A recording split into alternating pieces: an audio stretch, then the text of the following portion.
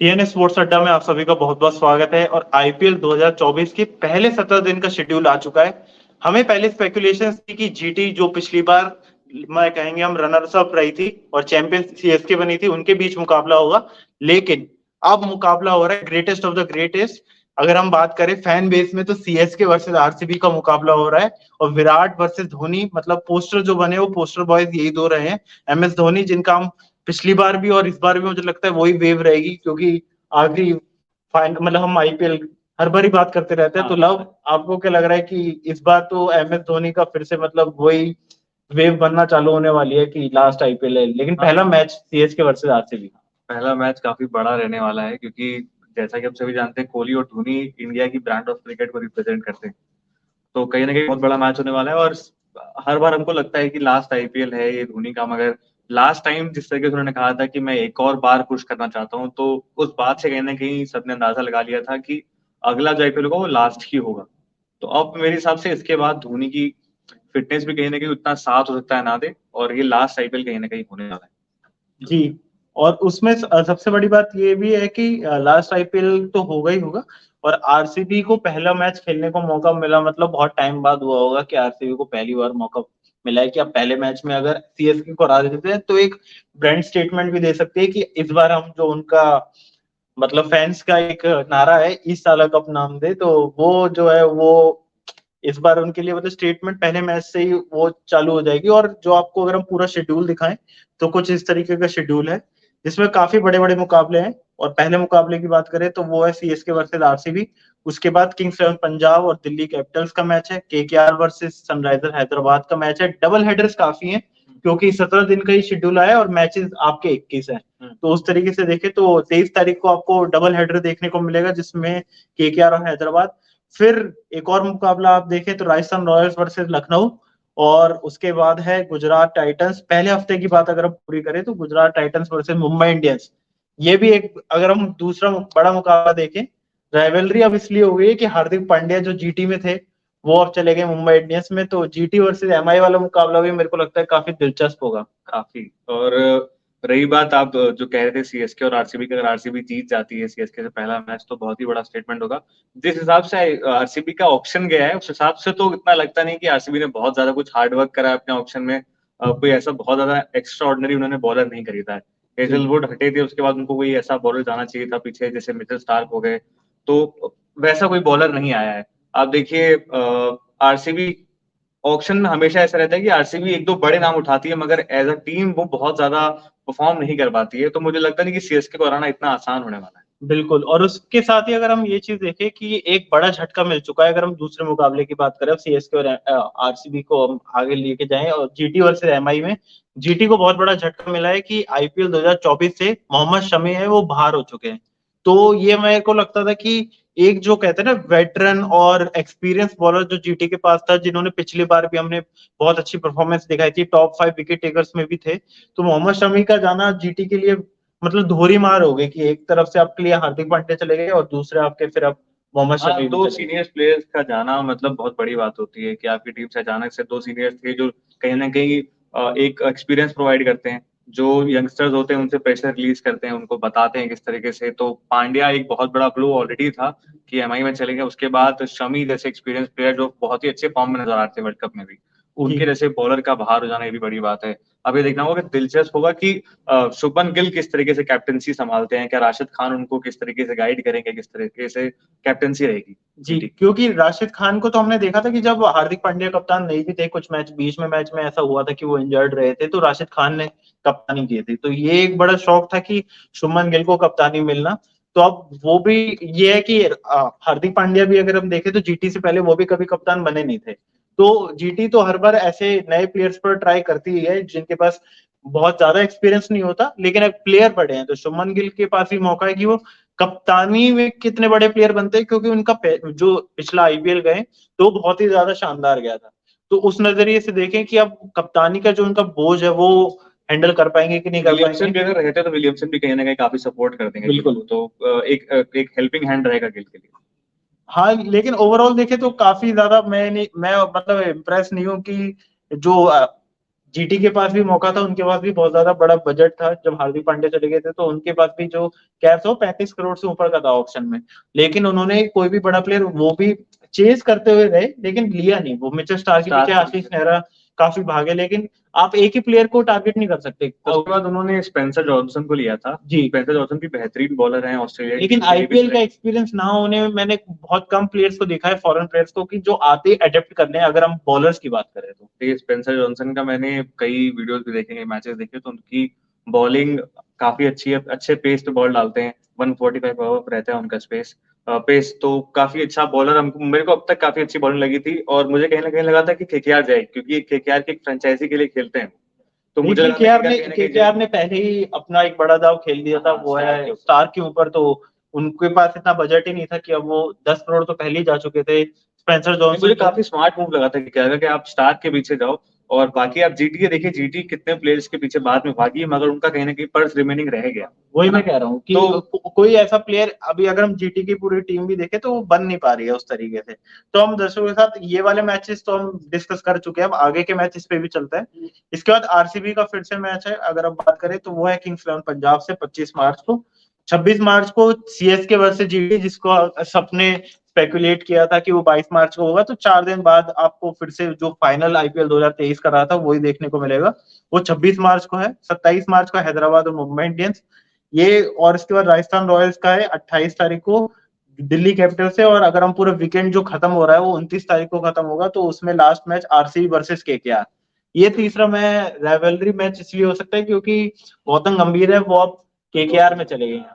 तो गौतम गंभीर अब लखनऊ से बहुत ज्यादा प्रेशर हटेगा मेरे हिसाब से, तो नवीन उल्ला के उनका भी शॉट हो गया कोहली से, और गंभीर आगे केकेआर में। तो गंभीर का जिस तरीके से सेलिब्रेशन करने का तरीका होता है, तो वो देखने वाला मैच होगा काफी। और आरसीबी केकेआर की राइवलरी बहुत पहले से चल रही है, जब गंभीर कैप्टन थे तब भी 52 पे या 48 तभी लड़ाई में जो सबसे बड़ी लड़ाई थी वो जब भी शुरू हुई थी, जब कोहली आउट हुए थे और गौतम गंभीर ने उनको कुछ बोला था, फिर कोहली मुड़कर उनके पास गए थे। तो जो राइवलरी जो वो भी मैच था जिसमें एक मैच वो भी था जिसमें रसल ने 16 बॉल में 52 रन मार दिए थे। हाँ, 6 बॉल रहते हुए मैच जीत गए थे। वो इम्पॉसिबल मैच था जो रसल ने अपने दम पर जिताया था। तो बहुत अच्छे मैचेस रहते हैं, आरसीबी और केकेआर की भी देखने वाली होगी कि राइवलरी। और प्लेयर्स की बात करें तो केकेआर ने भी कुछ अच्छे स्मार्ट बायस किए हैं, और एक उनके में अभी चेंज आया है, वो है दुश्मन चमीरा उनके पास आ चुके हैं, और गस एटकिंसन जो है वो बाहर हो गए। तो ये केकेआर के पास भी एक चेंज है, लेकिन चमीरा और ये मेरे को नहीं लगता कि उनके पास इतना स्पेस है कि वो अभी आती ही सबसे पहले वो टीम में सेलेक्ट। चमीरा अभी प्लेइंग 11 में जगह बनाना स्टार्टिंग में मुश्किल है, अब कई स्टार कोई इंजर्ड हो जाते हैं या कि बहुत ही खराब परफॉर्म करते हैं तो भले एक बार उनको चांस मिल जाए, वरना केकेआर का तो फिक्स है, रसल खेलेंगे, नारायण खेलेंगे, ऊपर या तो गुरबाज खेलेंगे या तो रॉय खेलेंगे। वो उसके बाद फिर नीचे जगह नहीं बन रही है स्टार के अलावा और किसी की, बिल्कुल नहीं बन रही है। तो उसी तरीके से इसलिए केकेआर ने वो जो बायस भी किए थे वो इतने हैवी बायस थे उनके। सनराइजर्स हैदराबाद ने भी काफी हैवी बायस किए थे, लेकिन उनकी टीम के साथ एक दिक्कत हो रही है कि वो 4 फॉरेन प्लेयर्स कैसे सेलेक्ट करेगी। उनके पास मार्करम है, पैट कमिंस है, पहले तो कप्तान ही अभी तक ऑफिशियली नहीं पता है कि मार्करम कप्तानी करेंगे या पैट मार्करम की बात ही 98% है कि मार्करम, क्योंकि वो 2 बार एक तो लगातार अभी ऐसे T20 लीग जिता चुके हैं साउथ, और सनराइजर्स को 2 बार वो चैंपियन बना चुके हैं साउथ अफ्रीका T20 लीग की बात कर रहा हूँ। तो हो सकता है कि इस बेसिस पर उनको मिल जाए, लेकिन फिर पैट कमिंस और मार्करम दोनों खेले तो फिर आपके पास क्लास है, वो तो आप उनको बाहर कर ही नहीं सकते। ट्रेविस हेड भी उनके पास है, मार्को येंसन उनके पास है। तो उनके जो 4 फॉरेन प्लेयर्स है वो मतलब कॉम्बिनेशन बनाना उनके लिए बहुत ज्यादा मुश्किल होने वाला है, क्योंकि काफी ज्यादा प्लेयर्स पे उन्होंने ज्यादा पैसे लगाए हैं। टीम काफी मजबूत उन्होंने इस आईपीएल इस ऑक्शन में, मैं कहूंगा हैदराबाद ने बहुत अच्छा काम और ग्लेन फिलिप्स भी है उनके पास। हाँ, ग्लेन फिलिप्स भी। तो काफी प्लेयर हैं हैदराबाद के पास जो मतलब तोड़ प्लेयर्स हैं, लेकिन वो सारे फॉरेनर्स हैं। तो मतलब अगर आप विदेशी प्लेयरों पर इतना ज्यादा पैसे लगाएंगे तो आपके कॉम्बिनेशन बनाने में कभी कभी बहुत ज्यादा दिक्कत आ जाती है। बॉलिंग में उनको हटाना पड़ेगा, फिर फारूकी का चांस नहीं बनेगा फिर टीम। फारूकी तो छोड़िए, आपको पैट कमिंस में भी डिसाइड करना पड़ेगा कि आपको ऑलराउंडर में पैट कमिंस चाहिए या मार्को येंसन चाहिए, क्योंकि मार्को येंसन ने भी काफी अच्छा परफॉर्म किया है और वहीं पैट कमिंस है। इतना उन्होंने खर्च करा पैट कमिंस के पीछे, तो कुछ सोच के करा होगा सबसे। पैट कमिंस का चांस, पैट कमिंस की चांस ज्यादा बन रहे हैं कि मार्करम भी खेले, और पैट कमिंस में लीडरशिप क्वालिटी भी है, कहीं ना कहीं काफी हेल्प करेंगे मार्करम को भी, तो चांस ज्यादा। और हैरी ब्रूक भी है उनके पास। हैरी ब्रूक शायद राजस्थान में चले गए हैं। हैरी ब्रूक का शायद, हाँ, ये वाला ऑप्शन में भी शायद, हाँ, हैरी ब्रूक बाहर हो गए थे। हैदराबाद के एक प्लेयर हैरी ब्रूक बाहर है, लेकिन तब भी मैं कहूंगा कि बहुत ज्यादा प्लेयर्स हैं। हाँ, काफी मतलब कॉम्बिनेशन काफी कॉम्बिनेशन बनाना मुश्किल है। अब ये तो हमारा फर्स्ट वीक पूरा हमने देखा, जिसमें अगर हम बड़े 3 मुकाबले करें तो वो है सीएसके वर्सेस आरसीबी पहला मुकाबला, 24 तारीख को वो जीटी वर्सेस एमआई, और 29 तारीख को आरसीबी वर्सेस केकेआर। आरसीबी के 2 बड़े मुकाबले हैं, क्योंकि आरसीबी का जो फैन बेस भी है वो बहुत ज्यादा लॉयल रहा है उनके साथ, चाहे वो जीते ना जीते। 3 ही हमें फैन बेस हमें सबसे ज्यादा देखने को मिले, वो है सीएसके, एमआई और आरसीबी। जीटी और लखनऊ के भी बन रहे हैं, लेकिन राजस्थान रॉयल्स के भी हैं, लेकिन वो मतलब जो उनकी अगर हम वैल्यू कंपेयर करें तो सीएसके, एमआई, आरसीबी अलग लेवल पर हैं, और बाकी टीम्स के जो हैं अभी फैन बेसिस और जो उनके लिए सपोर्ट है वो थोड़ा अलग बेसिस। देखिए आरसीबी का फैन बेस जो है कोहली को बहुत क्रेडिट देना चाहिए उसके लिए। कोहली जहां रिटायर्ड होंगे उसके बाद आरसीबी का फैन बेस वैसे चलेगा जैसे सीएसके वाला हाल है। बिल्कुल, धोनी के बाद फैन बेस सीएसके का उतना रह नहीं जाएगा, बिल्कुल नहीं रहेगा। और धोनी का फैन बेस पिछली बार तो हमें खाली सीएसके में नहीं दिखा था, जिस भी वेन्यू पर वो गए थे वो पूरा ही येलो आर्मी बन चुका था। जी जी जी। तो वही देखने को इस बार मिल सकता है। अब आगे के मैचेस में देखें तो 30 तारीख को फिर मैच है Lucknow versus Kings eleven Punjab, Gujarat Titans versus Hyderabad, Delhi versus CSK, Mumbai Indians versus Rajasthan Royals, RC versus Lucknow. अगर पिछली बार की राइवलरी देखें तो ये भी थोड़ा इंटरेस्टिंग मैच है। और Mumbai Indians versus Rajasthan Royals के भी मैच काफी क्रंच होते हैं। दोनों टीम्स हमने देखी हैं कि वो मारने तोड़ने वाली टीमें ही हैं। तो अभी लखनऊ का भी एक अपडेट आया था कि शमार जोसेफ को लखनऊ ने ले लिया था। जी, तो शमार जोसेफ भी बहुत ही एक कह सकते हैं लीथल बॉलर है। हाँ लीथल बॉलर है। जिस तरीके से उनका टेस्ट सीरीज भी जा रहा है, डेब्यू बहुत अच्छा था उनका। यॉर्कर्स बहुत बेहतरीन डाल रहे थे अपने डेब्यू पे, तो ये भी दिख रहा था कि प्रेशर उनको लेना आता है। जी, लेकिन शमर जोसेफ अभी बहुत ज्यादा मैं ये कहूंगा कि यंग है। अभी उन्होंने कुछ भी एक्सपीरियंस की बात करें तो कैरिबियन प्रीमियर लीग में हमें थोड़ा बहुत उन्हें देखने को मिला, दुबई वाले लीग में भी उनको साइंड अप किया गया था, लेकिन अभी उनका जो जलवा है वो बस एक गाबा टेस्ट में ही हमें मेन देखने को मिला है, जिससे वो ज्यादा बहुत बड़े स्टार बन चुके हैं। अब वो किस तरीके से आईपीएल में आते हैं और अडेप्ट करते हैं, क्योंकि आईपीएल में मैंने बहुत ही कम बॉलर्स हैं जो विदेशी जो अडेप्ट कर पाए हैं, जिसमें हमने नाम देखे, बड़े बड़े नाम है। अगर हम ग्रेटेस्ट की बात करें तो ट्रेंट बोल्ट है, लसित मलिंगा है, और अगर ज्यादा आप देखें अगर तो सक्सेसफुल बॉलर की बात करें तो स्टार्क की वापसी हो रही है कई साल बाद आईपीएल में। बिल्कुल। तो स्टार्क पे बहुत निगाहें, और स्पेशली जिस तरीके से वो काफी महंगे भी बिके इस बार ऑक्शन में, तो जी, काफी सबकी निगाहें स्टार्क पे होंगी किस तरीके से परफॉर्म करते हैं, क्योंकि इतना बड़ा बजट केकेआर अलग से उनके लिए लेके आई थी। तो स्टार्क पे सबकी निगाहें रहने वाली। हाँ, मेनली अब यही 3-4 प्लेयर्स है जिन पर अगर हम देखें ओवरऑल मैचेस में ये इन्हीं पर ही निगाहें रहेंगी। लास्ट वीक का शेड्यूल अगर आप और देखें तो इसमें एक दो मैचेस इंटरेस्टिंग में देखें तो ये है कि Delhi Capitals versus KKR, Gujarat Titans versus Kings eleven Punjab, MI versus Delhi Capitals, Gujarat Titans versus Lucknow. ये मैच भी काफी इंटरेस्टिंग रहते हैं। गुजरात टाइट अगर हम लास्ट मैच बात करें 7 अप्रैल को जो है, उसमें दोनों ही टीम्स का भी बहुत ज्यादा लेग करियर नहीं है, लेकिन दोनों ही टीम ने दोनों बार प्लेऑफ में क्वालिफाई किया है। जीटी की बात करें तो उन्होंने दोनों फाइनल्स खेले हैं, और उधर ही अगर हम बात करें लखनऊ की तो दोनों बार वो प्लेऑफ्स के लिए क्वालिफाई किए हैं। तो इस तरीके से देखें तो दोनों बहुत ही ज्यादा टीम्स के पास एक्सपीरियंस नहीं है, लेकिन जो लेग्स में जो उन्होंने परफॉर्म किया है, जो ग्रुप स्टेजेस में वो जिस तरीके से परफॉर्म किया है वो काफी अच्छा है लखनऊ का। काफी काफी चेंजेस भी हुए हैं इस टीम में। आप देखिए गुजरात टाइटंस में हार्दिक पांड्या चले गए हैं, तो अब क्लियर हो जाएगा कि हार्दिक पांड्या का इतना ज्यादा इनपुट था जीतने में, टाइटल जीतने में और एक फाइनल पहुंचने में, या आशीष नेहरा का। और बाकी बात रही एलएसजी की, एलएसजी में जस्टिन लैंगर आ गए, वहां से विजय दहिया हट गए और गौतम गंभीर हट गए।